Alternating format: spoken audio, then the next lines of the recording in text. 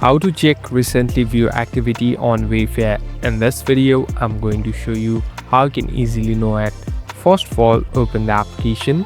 So there might be cases where you are surfing through different products and you quit the app, but later you want to know which product you are browsing. So how do you find it? So it's quite simple.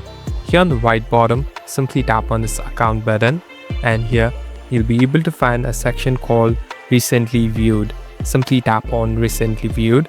So this is the section where it shows every recently viewed features or the products that you have searched.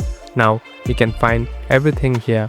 So in my case, I don't have none because I have not viewed at all.